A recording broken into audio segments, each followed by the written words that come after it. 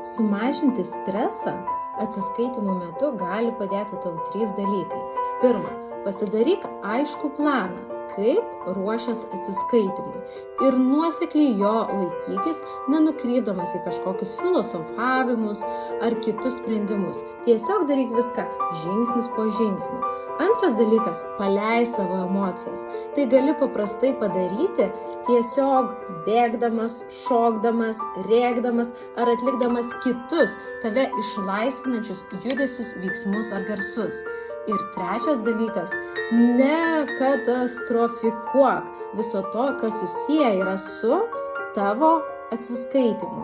Tikrai gyvenimas neprasideda ir nesibaigia tuo vienu vieninteliu vertinimu. Ir pagalvok, kad gyvenime yra žymiai daugiau dalykų ir kai tau bus galbūt 50, tu net neprisiminsi, kaip tu ruošeisi tam atsiskaitimui. Pradėkime nuo klaidų. 2 dalykai, dėl ko dažniausiai yra blogiausiai pasielgiama, kai iš kito vaiko tyčiojamasi, tai pirmasis, arba vengiama ir ignoruojama situacija, arba atvirkščiai bėgama, puolama ir sakoma, negalima taip elgtis, kaip jūs tai drįstat. Ir vienu ir kitu atveju dažniausiai vaikas, iš kurio tyčiojamasi, yra paliekamas. Tad ką tu galėtum padaryti?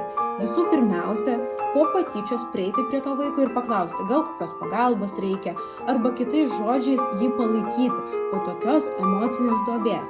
Antra, pakalbėti su suaugusiais, kurie galėtų pagelbėti šioje situacijoje ir būtų didesni šiek tiek už jūs ir galėtų ją spręsti atsakingai ir žinodami visas taisykles.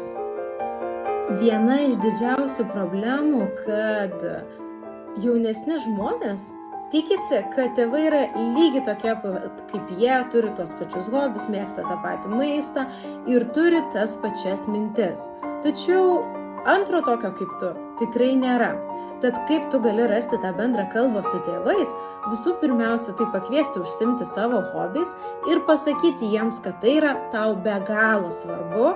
Antra, komunikuokite apie savo poreikius. Mama, tėti, noriu, kad šiandien kartu atsisėstume ir pažiūrėtume filmą. Mama, tėti, noriu, kad šiandien kartu kažką svarbaus nuveiktume, nes tai reiškia, kad jūs mane mylit ir man šiuo metu to trūksta. Bei trečia, dalinkite savo emocijomis. Garantuoju, jie, būdami paaugliai, taip pat patyrė tiek daug sunkumų ir žino, ką reiškia ir patyčios, ir blogas pažymys, ir net ta nuotaika. Tad tikiu, kad kalbant apie emocijas, jūs galite rasti tą bendrą raktą, nes ir jie, ir jūs panašiai patyrė. O jeigu tai nepavyksta, bandykite ieškoti savo rate kitų žmonių.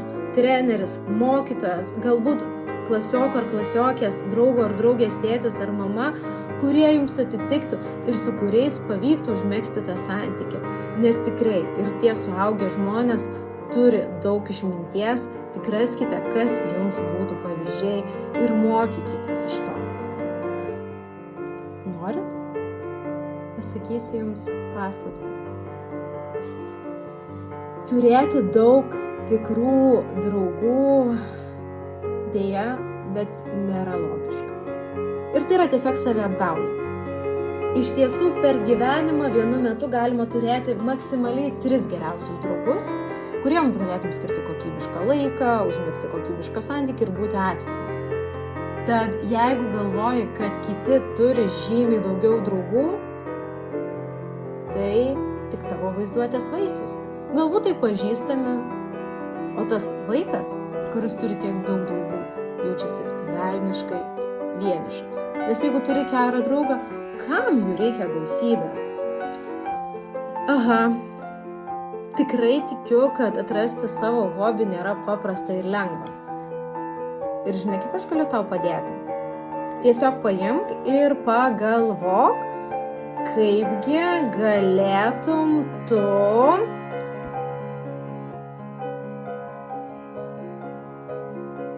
užsiimti kažkuo malonaus. Kas tai būtų? Jeigu nesugalvoji, kas tai gali būti, pagalvok, o kokie žmonės tave žavi ir būtent ką jie veikia. Ir tikiu, kad tai, ką jie veikia, tai ir yra dėl ko tie žmonės tau yra įdomus. Tai galbūt ir tu tuo pačiu galėtum užsiimti. O jeigu ir tai sunku, gali pagalvoti, vat kokius žaidimus, kai buvai 5, 6 ar 4 metų, kada save prisimeni, labiausiai mėgdavai žaisti. Ir sugretinti tai su tuo hobiu, kuris šiuo metu tau yra aktualus ir įdomus.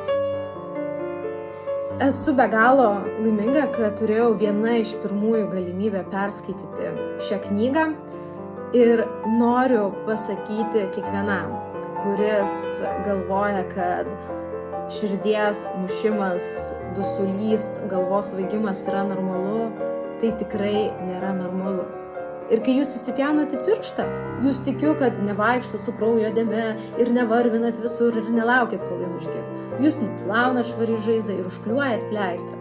Lygiai taip pat, jeigu mes pasijaučiam blogai savo viduje, nesvarbu, ar tas skausmas būtų krūtinėje, ar dusulio pavidalu, ar tai drebančios rankos, ar tai galvos svaigimas, bet svarbu prisiminti, kad ir tai gali praeiti, jeigu tinkamai su savimi elgsimės, įdėsim daug meilės, kad ir perskaitysim tą knygą ir suprasim, kad viskas gali būti kitaip.